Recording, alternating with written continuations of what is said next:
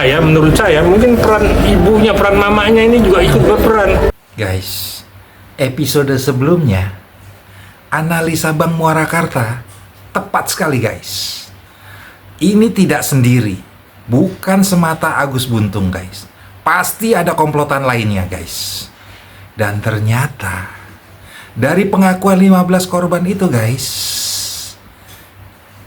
ibunya turut serta guys berkomplot dengan Agus Buntung. Seperti apa? Kita lihat guys prediksi yang kemarin. Kalau kita lihat di media TV kan hanya yang ada itu Agus Buntung dengan ibunya, ya, dan dia selalu berlindung kepada ibunya. Nah, kita lihat nih rekonstruksi yang dilakukan kepolisian NTB nih guys.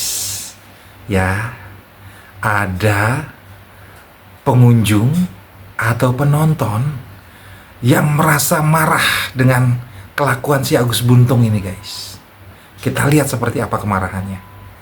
Apa namanya ini? Bajingan.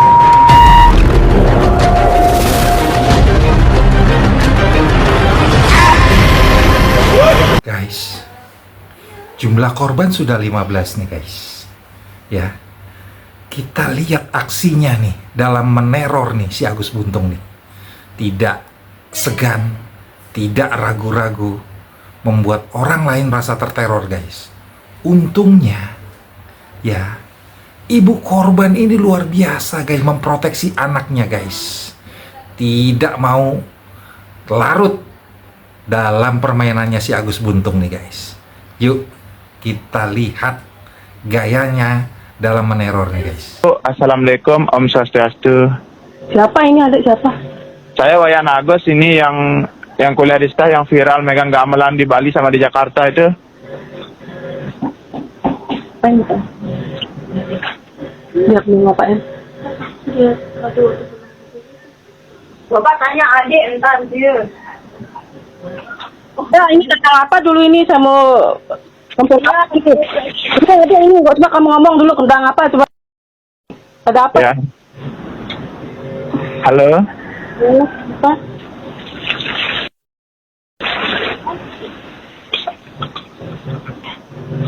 Halo. Ya, kenapa? Kak Agus mau ke sana ini. Mau ngomong sesuatu sama ibu sama kamunya. Pak Agus kan udah saya bilang saya dosen si Agus di WA. Enggak, kenapa ini? Kenapa ada apa? Tahu gitu. Enggak, coba keluhnya aja, masalahnya apa dulu ini? Kalau kok bisa ngomong sama saya gitu? Nggak ada masalah kok. Nanti kita ketemu di sana aja Bu gitu. Kalau memang enggak ada masalah, otomatis ya enggak ada yang perlu dibicarakan. Kalau memang ada yang masalah, berarti dibicarakan gitu. Intinya kayak gitu aja. Ya bisa yang ke sana Niki, izin. Nah, makanya masalahnya apa dulu? Kalau saya enggak tahu masalahnya, enggak akan saya izinkan. Ini enggak masalah Bu. Ya, kalau memang enggak ada masalah, berarti kan enggak perlu diomongkan. Ya? Kalau memang enggak ada masalah, kan enggak perlu diomongkan. Ada sesuatu yang ingin kasih tahu Niki Bu. Nah, kasih tahu aja dari telepon kan enggak masalah kan? Berat rasanya Bu, mohon maaf, Tiang soalnya enggak terbiasa dari telepon gitu. Kalau memang enggak terbiasa, enggak usah. Ya? Kalau memang enggak terbiasa, ya udah enggak usah. Nah Niki, masalah pribadi Niki Bu. Pribadi gimana? Coba kasih tahu dulu. Nah, Adik dia yang penting adik. Dia apa? Ini orang ini. Kamu apa itu deh? Enggak, kalau kamu enggak tahu kenapa dia sampai ngotot mau nyari ngomong sama mama. Ya udah tahu adik juga dia kenapa mungkin loh. Enggak, kalau memang enggak ada apa-apa, enggak mungkin dia mau ngomong sama mama. Dia marah, nanti itu kasih tahu. Kemarin kita hampir terkecoh loh bang. Ya kan?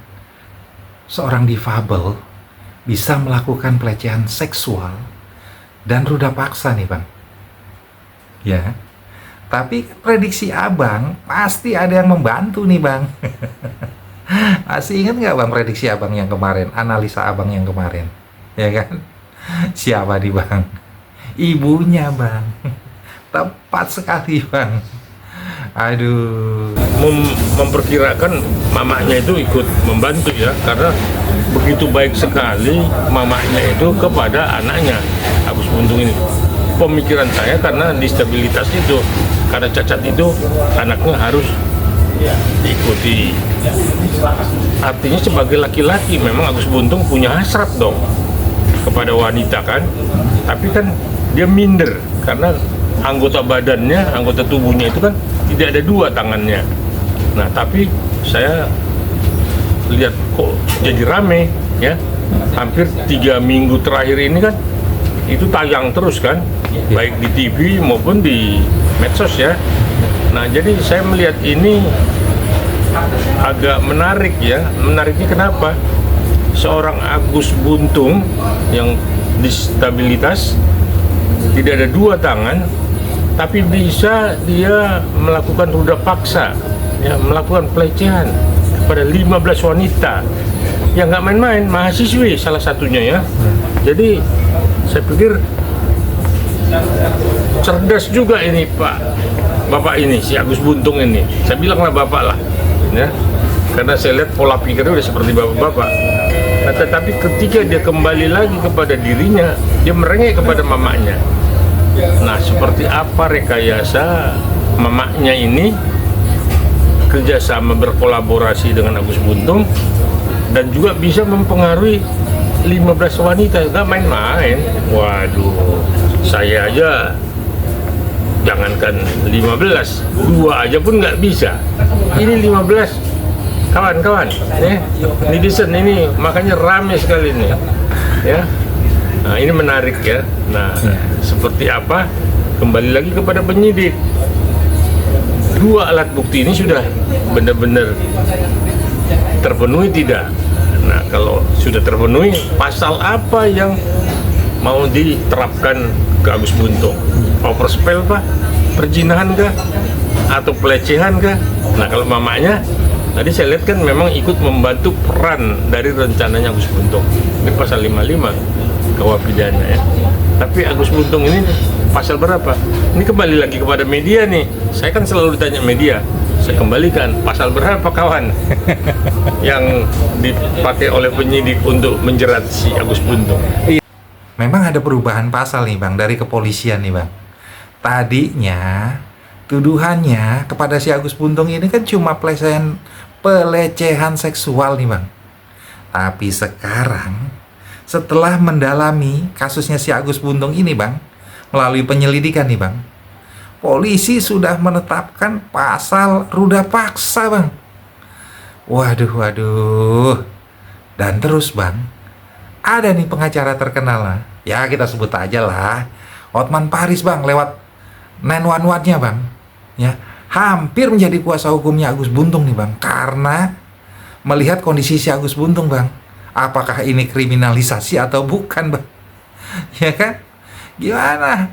Akhirnya setelah dia melihat nggak jadi Bang, dia untuk menjadi kuasa hukumnya si Agus Buntung ini Bang. Ini kriminalisasi. Kalau Hotman Paris sudahlah, jangan dengar lah. Kita tahu Hotman Paris siapa lah. Iya.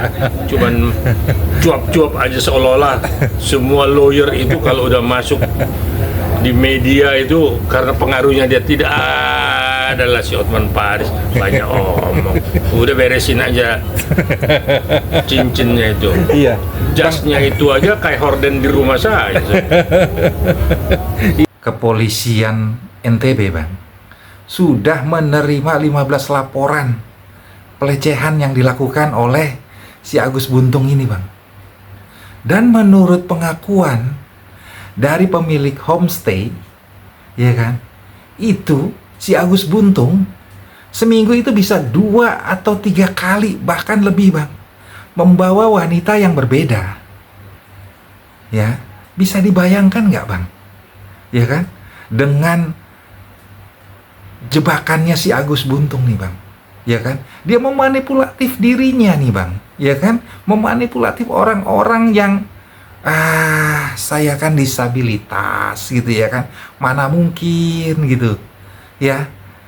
Aduh, mungkin kita juga terkecoh nih Bang, Gimana nih Bang? Ya, saya pikir kalau manusia normal masuk kategori playboy ya, playboy berat, tanpa modal.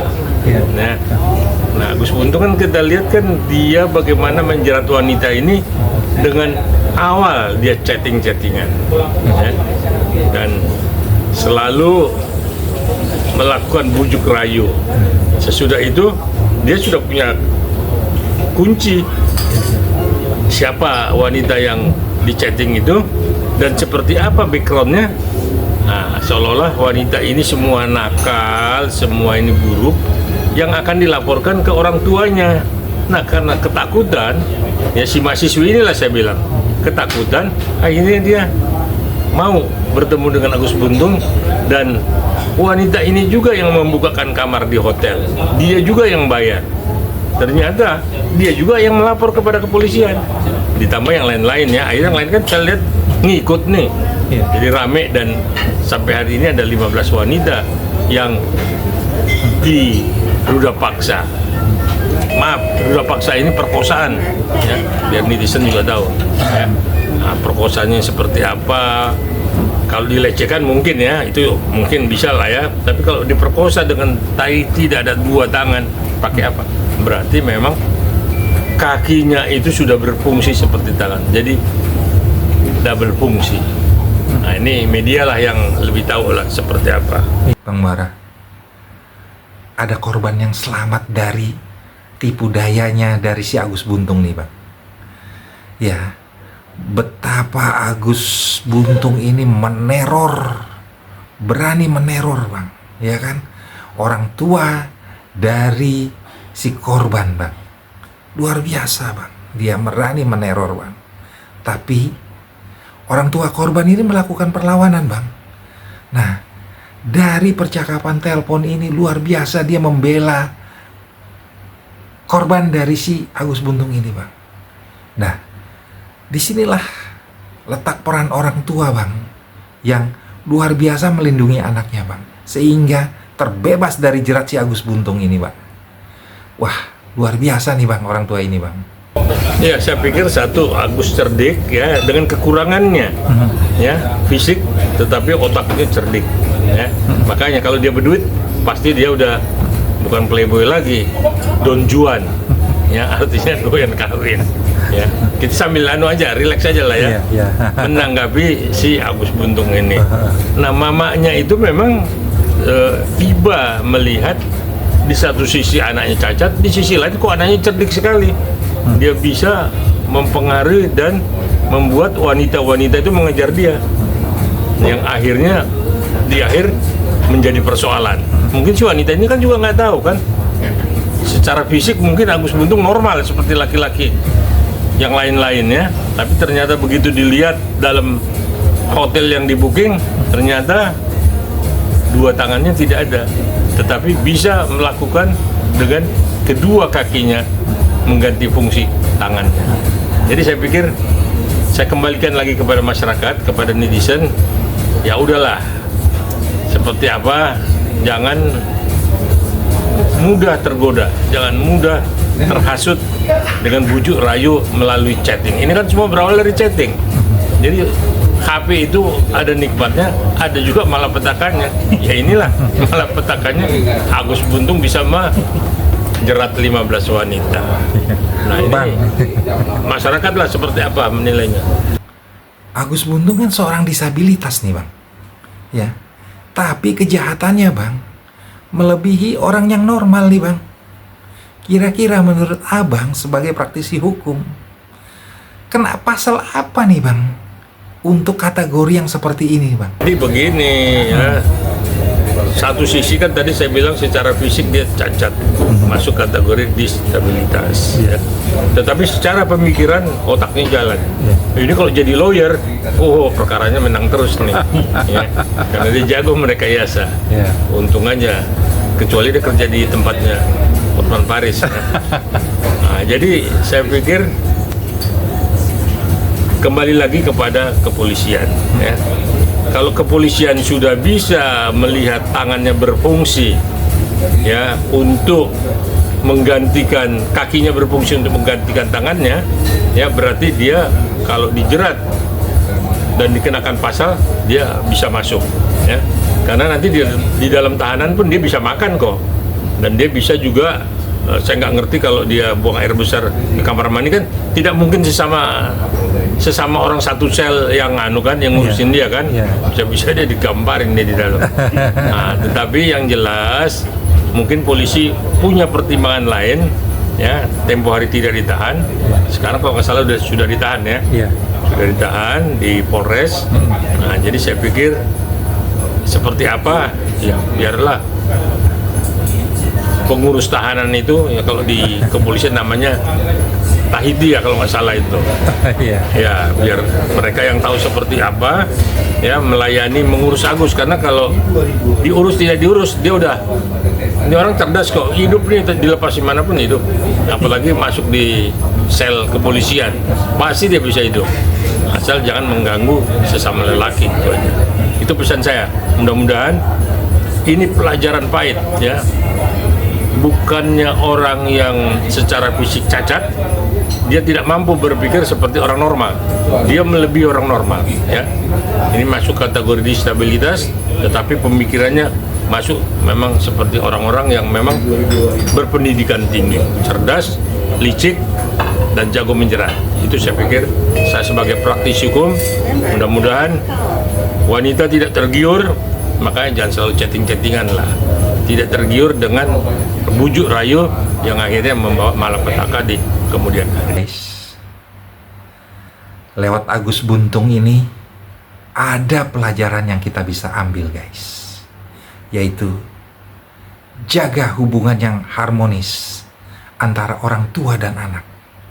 Di sana kita bisa lihat guys, betapa Agus Buntung hebat dalam meneror guys. Tapi di sana juga kita bisa melihat betapa orang tua itu sungguh hebat melindungi anaknya guys. Ini pelajaran guys. Sandi Wiratama, mediadpr.com, melaporkan dari Jakarta.